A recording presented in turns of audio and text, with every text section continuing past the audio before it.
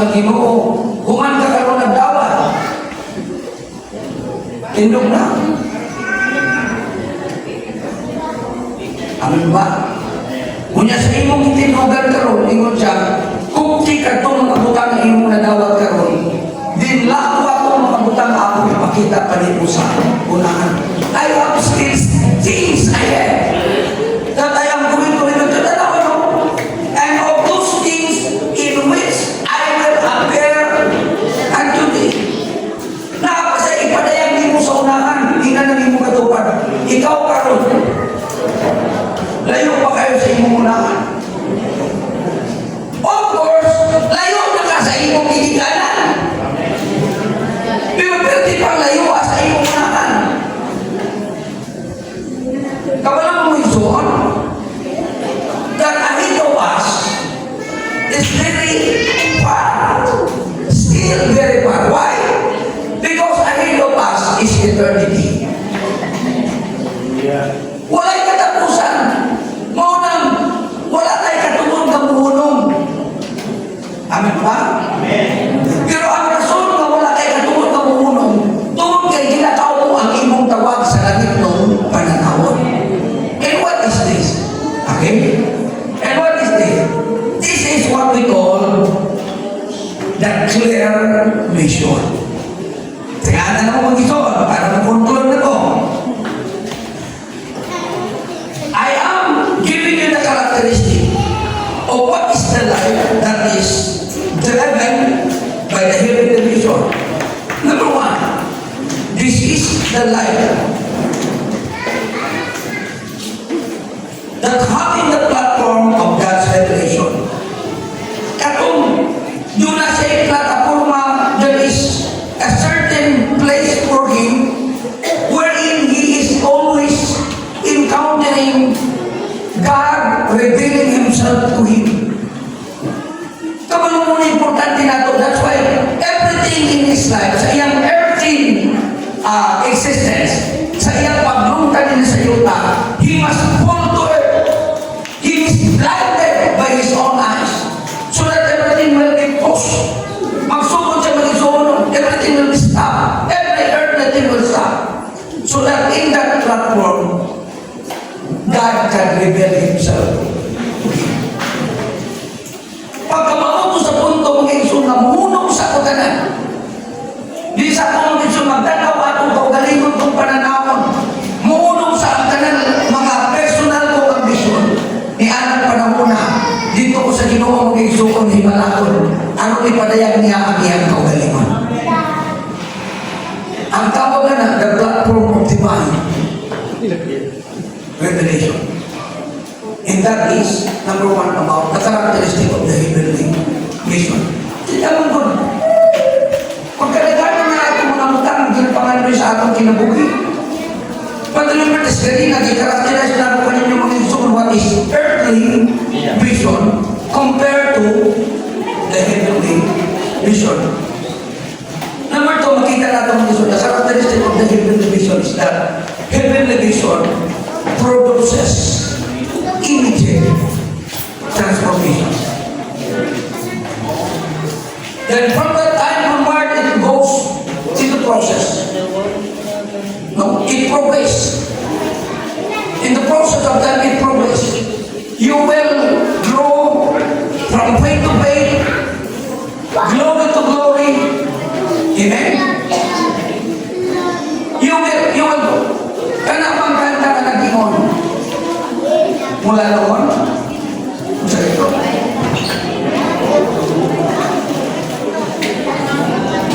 Nanasig na. Ganito naman ako. Katong kingdom soul na ito. Katubang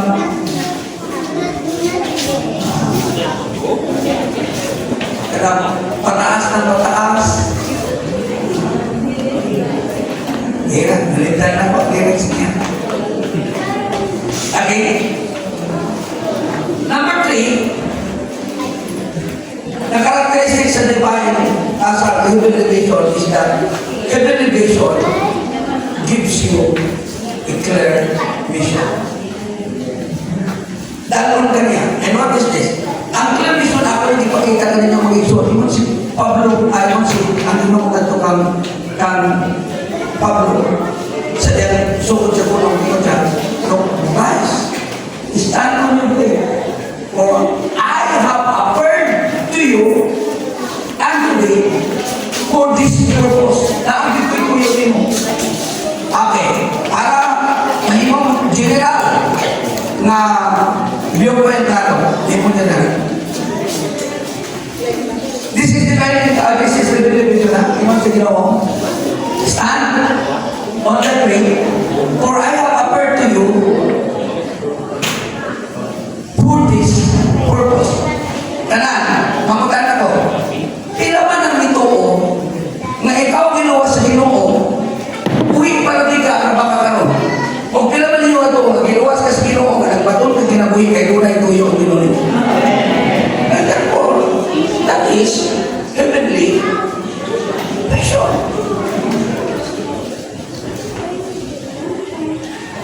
Dapat magkaroon na ito mga igsunan tuyo para sa Ginoo mo. Ako pananglikan. Naimulong ko, mapulong ko may igsuon. Ngano ako man ang unang giluwas sa Ginoo? Di ba? O human ko na luwas mga igsuon, ang primero kinala ko na yung ako, Lord, ayaw ko dala sa langit. Hangtod makita na ako na naluwas akong papa, akong mama, o akong siyang kamangisuon. Praise the Lord. Silang na naluwas. Because when you are encountering a heavenly vision, it leads you to a very clear vision. Wa ko mga nagbisan usa na lang mag-ibsun ka gutlo at malandro mamahimo kong pastor. Bugaitan na engineer o specialist ka doktor na akong ipangandoy. And praise the Lord. Kanong doon na yung mga doktor na magsakit, magpaambo na ko. So mas specialist ka po nila. Ang lumapit. Kaya mo na ko karoon ng igsuon na certified MD. Pero ang tawag na ng murang doktor.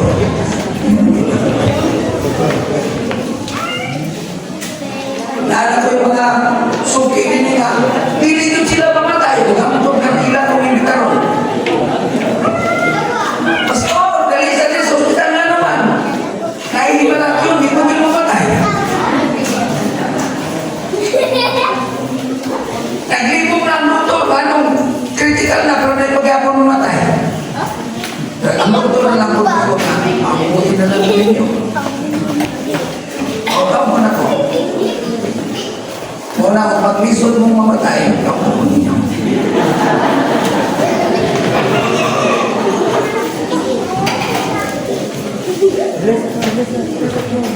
Nag-ambo bitaw ko. Hangyo yun, mag-isuon sa kanyang bayo sa bayo. Yung mama nagtatilan na. Alin pastor din sa family niya, hindi na rin. Kabalo ko nga, pati sa mama, kasi pa kasi ang kwarta. Kwarta lang sila. Mamatay na kami na. Itong gaya na lang natin, pastor. Pagsunod yun ako sa kwarto, nagagpo ko na ako mag-insul, taga-pito ko. Gusto ano? Pastor, ay salamat na. Hindi ko makampo may anak na aliyaw. Kasi pastor, mandala ni mo kampo niya. Iampo ko na mga nasa kayo ng hospital. Nag-aakbang ng mga kwarto. Sunod na dahil ako dito. Kaya kayo maampo ako para magpatay. Sa iyo na kaya ito yan, Lord. Kapoy naman ang pamilya, kapoy mo kalima, anong ikikuyo sa kinabuhi. Ako na yan na lang. Hangyo naman si Ginoo. Kapoy ka na. Wala na tayo contribution, kaya din lang ka na. No burden ng kabukad. Wala may contribution ang iyong kinabuhi. Kaya na iyong katukan. Kung ikaw nagpakabuhi na wala na yung contribution, wala kayo katampo ba para sa kayuhan? Ayaw na lang bumaba kayo eh. Amen ba? O mo na-listen sa mission. Namuhi ka sa ron, kaya ron doon na may ikatampo. So mo naman ito. O wala naman na ikatampo. Ayaw lang po ito. Patugyan na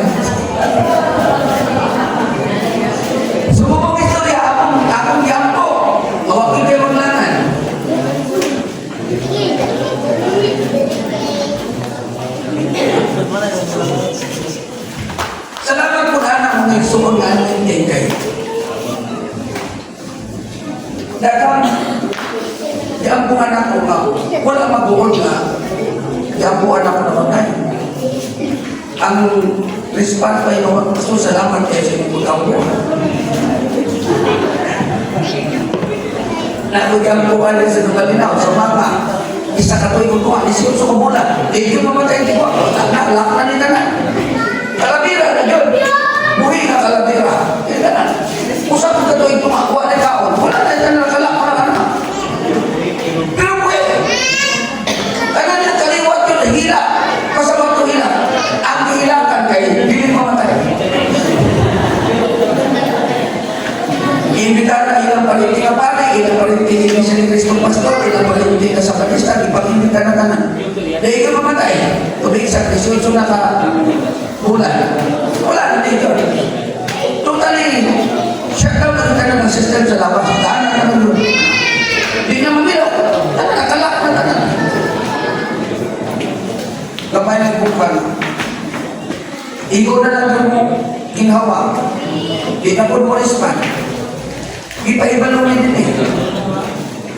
Ikaw ka nito, tingnan natin yung perma. Ako diyan po ba? O ako namatay diha-diha tayo. Diyan po anak ko sa mga pagkalimino sa gabi namatay na. Wala, lumino sa gabi ito ng gabi, hindi na po sa pusing pagkuhan ng natin.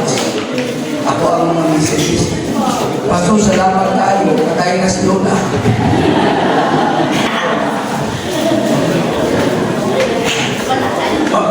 Sumong istorya, katumakong niya po at sa Pikas Kwarto, namatay ang biliya siya tayo. Naglili kayo kung ako sa mundo.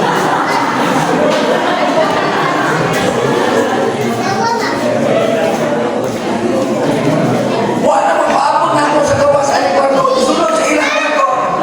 At least nakapanungtod ko po ito. Pero kauna-una ko nagkaduwa-duwa na mapaampo ko. Iniligyan po anak ko, hindi naman po sa tuyo. Naayon ko yapon nilang anak. Pero at least hindi ito pero katinuloan ko ito. Una-una ko. Puro yung bumalay ko din.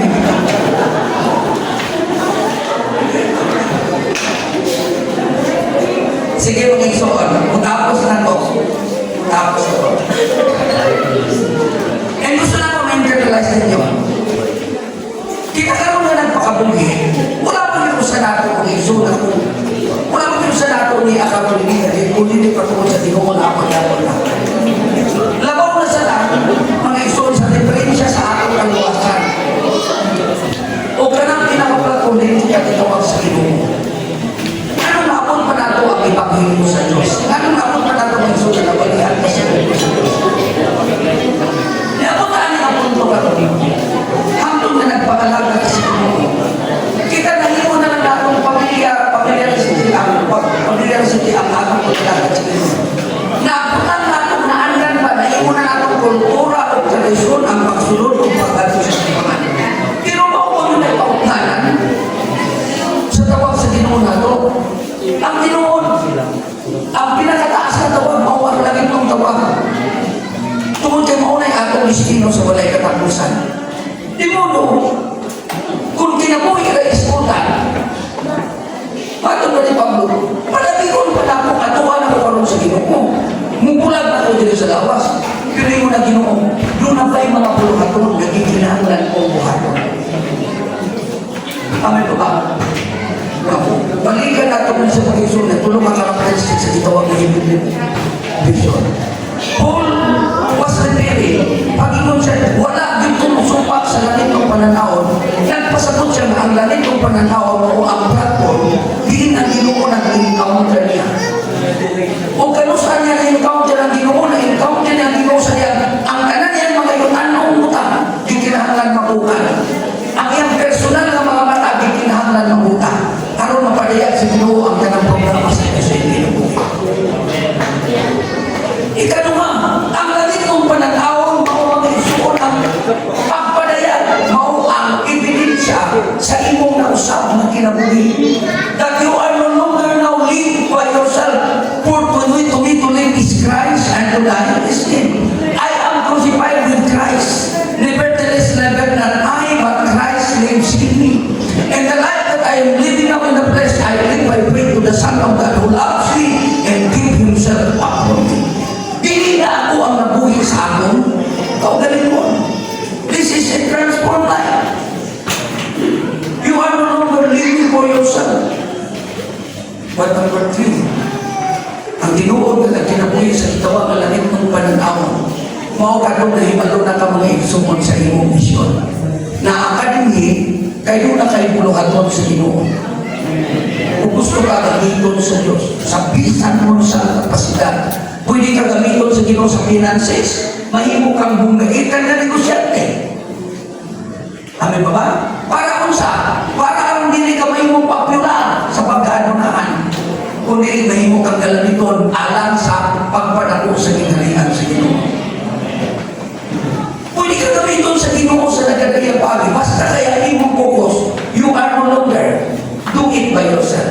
You are doing it to fulfill the mission of God para sa inyong kinabuhi. This is a clear mission. Kabalo ka sa imong buhaton. Lord, nga naman ko sa church. Lord, nga siya, tikulang naman ako yung people. Kunyang tikulang naman mo yung atong pasiligo. Diba? Dapat mo na kayo na kunaan. Nga siya na tikulang na ako niya ako. Maganon palagi. Nakamay mas kusgan. Amen ba? Kanawin mo na siya kung igsoon mo ang kontribusyon karon sa lakaw sa pagdodong sa Diyos. Remember this, ang latag sa atong pananasa, atong misyon kung igsoon, tanaw na ito kung asa tagitan, tanaw na ito atong ibarugan, kung ikinadala mo rin mo mga igsoon ang imong panunungan. Hindi ko na wala ang kasulat ng anak na. And as I will conclude, hindi ang Ginoo, kanabang di na lang yung naghatag pagkapagkaton sa imong pagkato sa langit. Humana na nigibuhat dito sa Cross sa Kalbaryo. Siya ang lalang kamatukuran. Ang mas kabugaton sa Ginoo nimo karon. Samtang ni akademi sa Ginoo ang trabaho na iyan ang trabaho nimo. O ngayon na Ginoo, na imo na mga na ikaw nagpadala sa ako. Sila usapan ang ako. Ipadala. Ngayon na katong Ginoo mag-igsoon, I must have to do the work while it is day. The night comes that nobody continues to work anymore. Samtang na ako karon, may kagawas, na kayo pwede buhaton, i-open ang imong galingon. Imo ang kinabuhian. Magamit alam sa imong buhaton. Dako kayo ang atong mission, pag-imo na sa mission, sabton ang emphasize ni Apostol Pablo ang mission ng igsoon, and that is pointing to the people. He is encouraging us pag-inlayan ang igsoon sa referensya sa iyang gitawag na heavenly vision or living driven by the heavenly vision. The Bible is telling us that we must be a servant of God, we must be a witness of God, we must be the instrument of God to bring people from the darkness and to the kingdom of light. And this is our continuous proclaiming the gospel of God. Kaya maumani makahaya kami abot sa atong kinabuhi. Kinira po ang atong testimonyo para sa uban. Ang ultimate na ebanghelyo, what is our ultimate gospel? Is this. Our ultimate gospel is that, Lord, what you have done for me, do it to others. This is your ultimate gospel. Tungkol kay imo rin dibuhat ka na ito, buhatan ni sa uban. What is that? That is your testimony. Kailangan nyo ang ebanghelyo ni Paul. Book of Acts. Tama na sa Book of Acts. Book of Acts chapter 9, nagsugod na. Kapya na nag-reiterate. Kanunay na niya. Ang kanunay ng encounter mga igsoon datong iyang encounter sa Ginoo. Mauna na yung imuhan niya mga igsoon na. Mauna na yung imong final. O kaya absolute kay Panginoon. Ang mga nagkakapo pa. Sige sa palit dito sa